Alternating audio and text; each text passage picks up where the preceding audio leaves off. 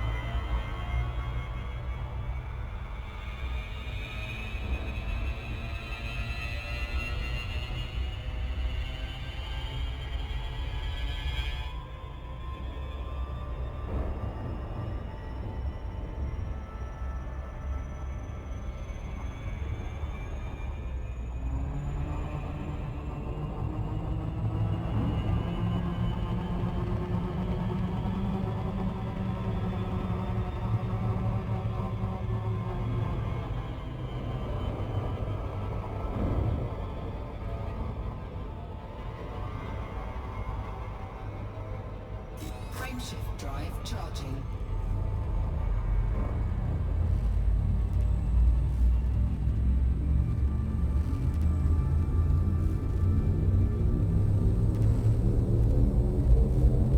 4, 3, 2, 1.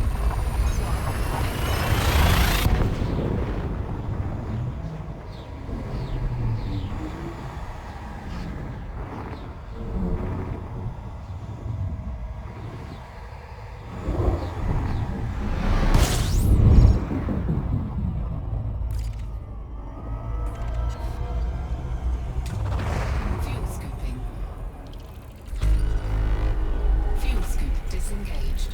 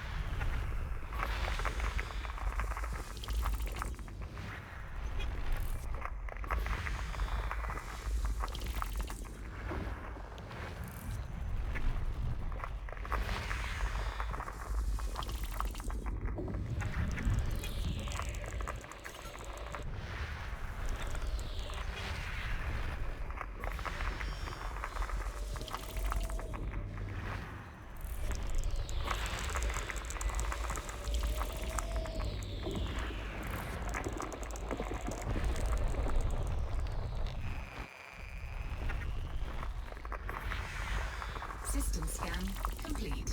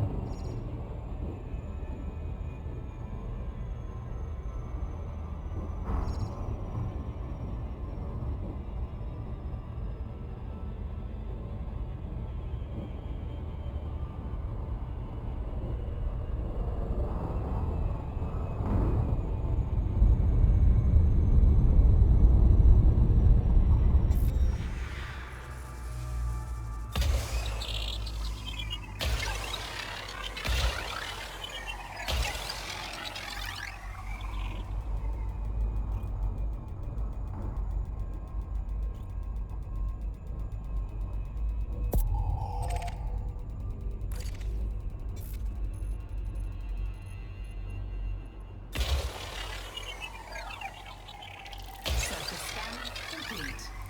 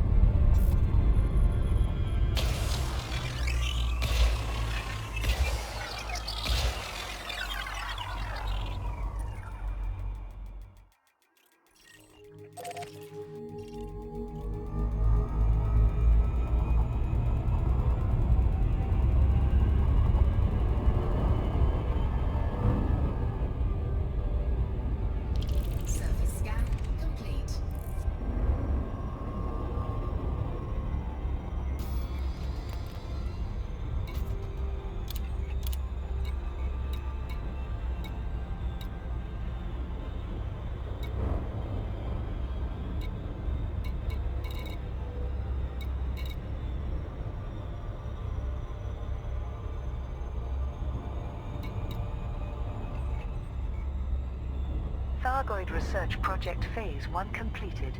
Pilots Federation alert. Professor Ishmael Palin has received multiple shipments of Thargoid meta-alloys for xenological study. From Able Laboratory, his workshop in the ARC system, Professor Palin made the following announcement. I am deeply grateful to all those who collected meta-alloys from barnacle sites. Analyzing these samples will help us learn more about the biomechanical technology currently employed by the Thargoid fleets. I am planning the second phase of this project, which has the combined assistance of the Alliance, Empire and Federation. Despite the horror of the recent attacks, we must seize every chance to increase our scientific knowledge. Professor Palin has authorized payment for all pilots who took part in the initiative. This includes awarding Class 4A, 5A and 6A corrosion-resistant cargo racks to those who made the greatest contributions. The rewards can be collected at the Starport James Snedden in the Morton Mart system. In addition, the Federal Reclamation Company will continue to offer high prices for Thargoid tissue samples sold via the station's market. Alliance Sirius Pact enters approval stage. The probationary period for the proposed anti-Xeno partnership between the Alliance and Sirius Corporation has now ended. Prime Minister Edmund Mahon made this public statement. Documentation for the Strategic Defense Pact has been submitted to the Assembly for debate and amendment. Council members will vote by the end of June to decide whether or not it should be ratified. In the last 3 months, Sirius Corporation has successfully increased security for aligned interests in the Coalsack and Witchhead nebulas. It also did a splendid job arranging for crucial supplies to be delivered to the DDO system during the Thargoid invasion. The Council of Admirals does not wish to rely exclusively on Salvation to protect Allied systems, and I concur with their assessment. Combining our defense force with Sirius's resources will be a huge step toward forming an Alliance Navy, thereby increasing our anti-Thargoid fleet capabilities on a par with the Empire and Federation. Councillor Nakato Kane, Mahon's political rival, also made a statement. In my view, Sirius Corporation remains an untrustworthy partner and has exerted a disruptive influence on the Alliance. I continue to oppose the Strategic Defense Pact and urge my fellow Council members to prevent it being adopted as policy. Salvation triggers superweapon victory. Pilots Federation alert. The invading Thargoid forces in the DDO, Novus and Sosong systems have been completely repelled by Salvation. Vox Galactica journalist Jade Sanderlin published this account. We've received confirmation from Commodore Morag Halloran that 3 anti-Xeno superweapons were activated in DDO, Novus and Sosong. This caused the Thargoid fleets in all 3 systems to immediately withdraw into hyperspace. It seems that the Thargoids have no defense against the Guardian-derived superweapon, which generates an electromagnetic pulse to disrupt their biomechanical technology. Allied, Federal and Imperial task forces have been keeping the Thargoids at bay for the last 2 weeks. Admiral Ziegler, Price and Atherton sent messages of congratulation to Salvation, who seems set to receive additional resources to improve superweapon production. For better or worse, it appears Salvation now plays a crucial role in humanity's war against the Thargoids. The superpowers also offered rewards to independent pilots for contributing to the system's defenses. Commanders can redeem Thargoid combat bonds at Plymouth Howe in the Changi system, Nussel Involid Settlement in the Zalota system, and Sturcow Orbital in the Ushima system. Dredger Clan visits the Golconda. The Artificers Clan Dredger has entered the Upanaklis system, where the generation ship Golconda currently resides. The Golconda, when it was discovered in 3305, was still inhabited with the descendants of its original crew who left Sol in the 22nd century. They accepted the Federation's help to abandon the ancient generation ship and resettle on the Forester's Choice outpost, where their unique culture would remain undisturbed. The Artificers Clan is a nomadic community living aboard a Dredger-class bulk cruiser, an old design that refuels by scooping raw materials and salvage. Little is known about this particular tribe, which rarely enters inhabited systems. The Dredger's arrival was initially reported by independent pilots. Commander Javi Alvarado gave a statement to Vox Galactica. I regularly make trade runs to Forester's Choice. I've made a few friends there, but the Golcondans are still very cautious with outsiders. This rush to bulk by their Ep.245 for Rackham's party has caught them by surprise. Anyway, when the artificers first appeared, the Golcondans asked me to find out what they wanted. I flew out to the dredger, but most of my hails got no reply. Only once did I get a burst of some rapid, densely verbose language. From what I could make out, they seemed to be interested in the Golconda itself, but they didn't explain further. Pirate rebels' coup attempt fails. An insurrection led by arch-corsair Vidar Trask has failed to gain control of the Kumo crew syndicate. Vox Galactica featured a report by freelance correspondent Carlene Troy. As might be expected, it's hard to obtain official data when conflict breaks out within a criminal organization. But all the information I've gathered points to the same conclusion. Vidar Trask's coup attempt has failed. What is surprising, however, is how close he initially came to dethroning Anaconda Lane. The Kumo crew were almost overwhelmed by the sheer number of fighters following Trask's banner. I'm told that nearly half of the rebelling forces have yet to be identified and are suspected to be mercenaries. A second mystery is that Arch-Corsair K. Valentine, another senior member of the Kumo Council, has been declared missing. The Pegasus Sentinel newsfeed believes that she was killed by Trask personally. The newest Inner Circle member, Callan Salamanca, is leading Delane's counterattack against the insurrectionists. Most of the surviving rebels have now retreated to HIP 10792 and are attempting to drive out the Kumo Council faction in that system. Eyewitness reports regarding the ongoing firefights suggest that Delane is in no mood to forgive his would-be usurpers. Egypt. Archon Delane seeks to destroy pirate rebels. Pilots Federation alert. The Kumo crew syndicate has engaged in open warfare on the pirate insurrectionists gathered in the HIP 10792 system. A recent coup attempt led by Arch-Corsair Vidar Trask, formerly one of the senior members of the Kumo Council, has failed. His forces were unable to eliminate Delane and take control of the criminal organization. The rebels' vessels have concentrated in HIP 10792. Trask is commanding a coalition of loyalists, independent pirate gangs and as yet unidentified mercenaries, collectively calling themselves the Trask Death Corsairs. Despite suffering from some visible wounds as a result of the assassination attempt, Archon Delane broadcast this message. Trask has betrayed all of us, and for that I want him crushed. I will pay well to wipe out every single traitor who fights in his name. The Kumo Council faction will reward all independent pilots supporting its operation against the Trask Death Corsairs in the HIP 10792 system, which is being orchestrated from Crimson Exchange. Egypt.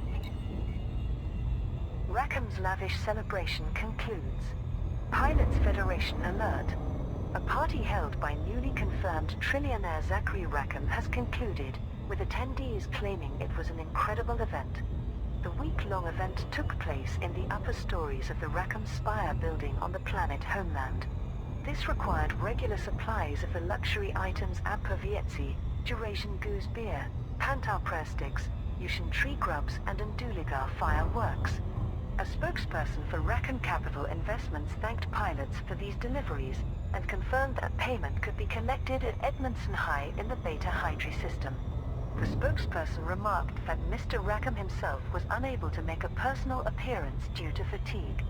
The Federal Times published this piece by financial journalist Brianna Blanco. First-hand accounts from some of the partygoers suggest this was more like a no-expense-spared holiday. Each attendee was assigned an Achilles Corporation PA-961 serving robot as a personal butler, constantly attending to their every whim. An impressive range of beverages, cuisine and various legal stimulants were available. Those who wished to stay overnight were provided with luxurious suites near the peak of Rackham's Spire, offering fantastic views of the picturesque landscape. There were exclusive live shows from top performers, including steel dub band Grawlix and popular singer Casper Karma. Exotic entertainers from the Lucinda 9 Spice Agency provided both public and private entertainment. And everyone departed with a goodie bag containing limited edition Duradrives, colonies of Altrian skin, and gambling credit chips for the new Rackham's casino down below it, Los Pioneros. The guest list included PR specialist Anya Blackriver, Sol Today's owner Neve McFarlane, Beta Hydri Corporation's entire board of directors, senior management from half a dozen federal banks, and no less than 8 independent, liberal and Republican congressmen. How many of these tried to convince Rackham that running for president was a mistake, and how many offered their support in hopes of future rewards? I'm sure the old pirate will pursue whichever route offers the greatest opportunity for new treasure.